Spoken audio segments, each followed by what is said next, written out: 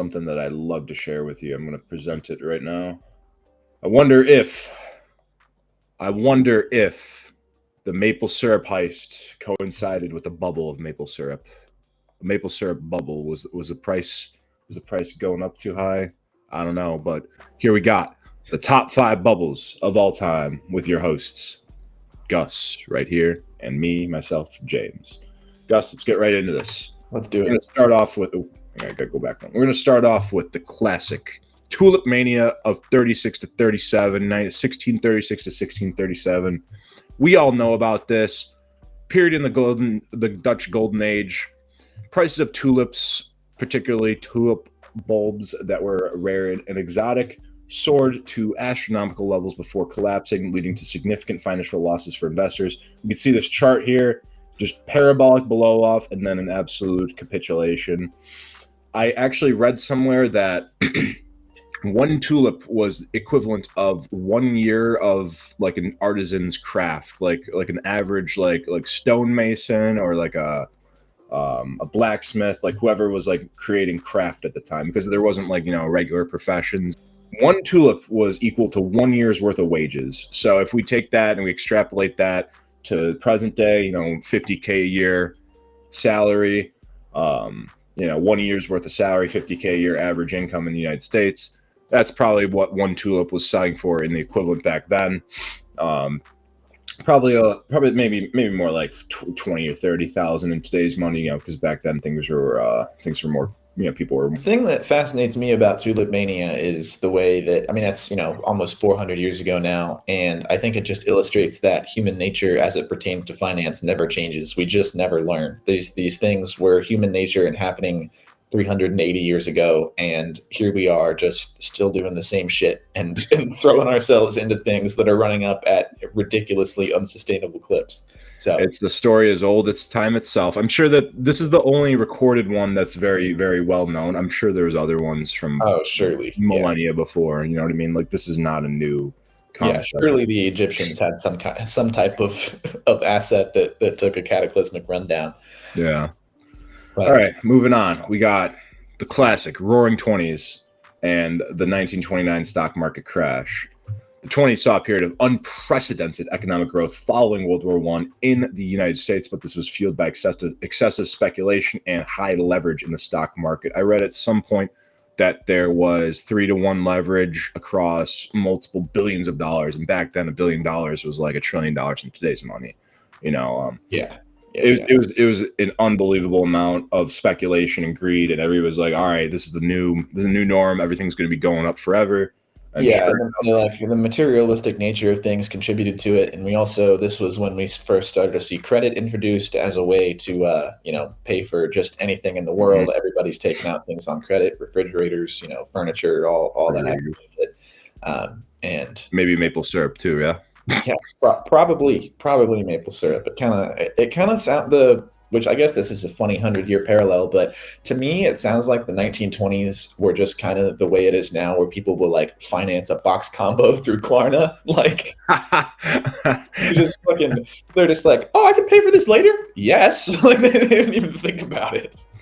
How much would that car have been new then? Say $100 would buy this car, must have cash, lost all in the stock market. So the exchange rate from this time to now, $1 is about $30 in today's money.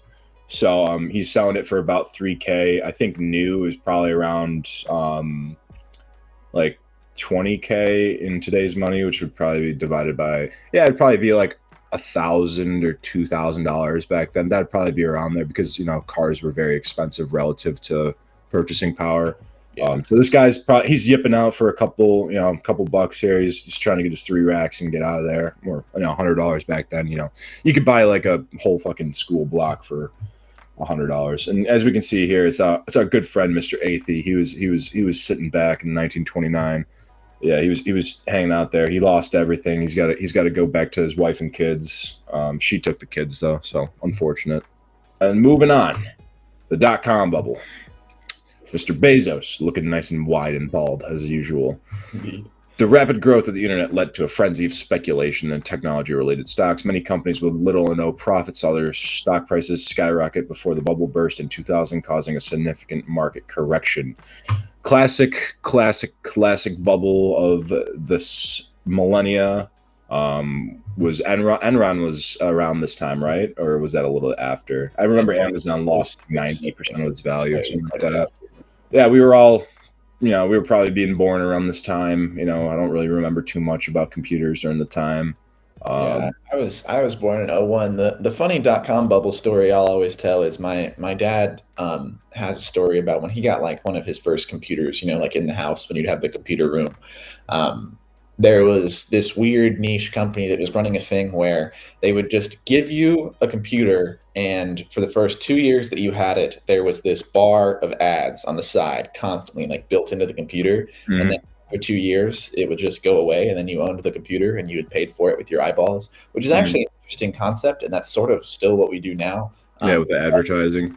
The company, I don't even know what it was called, went under like 3 minutes, like 3 months after my dad got the computer, and then all the ads just went away. So Was it he, was it a he did Commodore? months of his time and then got a free computer.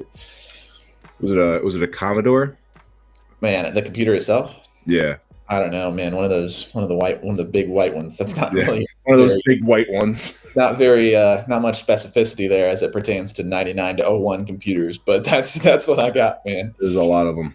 Brandon said we know where in history we'd go back to buying things. Absolutely. If I could, yeah, you could seriously turn some profits. Some Moving on. 6 years later, we got Gateway 2000. Is that what it's called? Do you know that?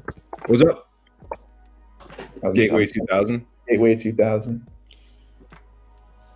Yeah, I think that is what it is. Man, good shit, Brandon. That's some recall right there. I think this is what I'm talking about. Anyway, sorry. Yeah, go on. Moving on. Excessive lending, subprime mortgages. Sorry, I want to kind of like speed through these so we can play some chess.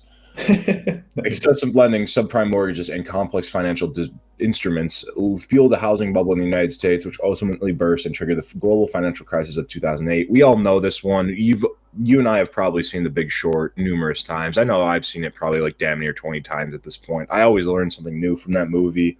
I love Ryan Gosling. I love Christian Bale. I like Steve Carell as a comedian. I feel like he did a drama role very well in this movie. When I first saw the movie, I was like, no fucking way they got a comedian to do this role. And I'm like, damn, he's actually really good. Yeah, I agree. Margin Call is also a lesser known but very Oh good. yeah, I like Margin Call with Kevin Spacey. Is it I think Kevin Spacey's in it. Yeah. Kevin Spacey? Who else? I think it's Kevin Spacey. I don't know who else. There's is in one it. other sort of big person in it. Yeah. But Yeah, that one was kind of like just shows like the interior of like the traders and like just kind of like yeah, it's not as interesting as The Big Short and is less popular for a reason. But I enjoy it as well. yeah. And then finally, the one that we all saw 2 years ago, the GameStop short squeeze, was a recent event where on the Reddit forum Wall Street Bets, we all know this one. We all have saw it. I was on the front lines of it. I'm sure you were too. Yes, I was. Short squeeze on the GameStop stock, causing a massive price increase. It exemplified the power of online communities to influence stock prices, and we got our king, Keith Gill, Roaring Kitty, deep fucking value. This guy is absolutely nuts. He Indeed. bought Yeah. 50 grand worth of out of the money GameStop calls years before anybody knew it would happen, and then he was hailed a hero. GameStop at $14.04 now. Yes. Yeah. And I mean, this shit Now back really, down to $14.04 now. this shit really did kind of save the company too. Like GameStop Yeah. was on the way out, and this did enough. I mean, not even just in terms of giving them capital to work with, but the publicity from all of it kept GameStop afloat. And then on top of it, all the executives were so fucking happy that their stock was now worth like millions, and they were able to just cash out and just Yeah, the lady. We have a GameStop not far from me here, and I've gone there a few times just to like pick up old games for the Xbox 360 or whatever. Sometimes it's fun to go walk around in a GameStop. Anyway, but the lady in there had 15K like just in shares that she had been buying since she worked at GameStop, and like she didn't know anything about anything, and then all of a sudden they were worth like 120 grand. So she just cashed out. oh And wow. lost that in retirement. Now she's like, yeah, I can just own this store until I don't want to anymore and then retire. She's like probably early 60s. Um, Oh wow, that's a but nice little retirement. it is, yeah, nice little bonus. All Still right. buy a T-shirt. I really should buy a T-shirt.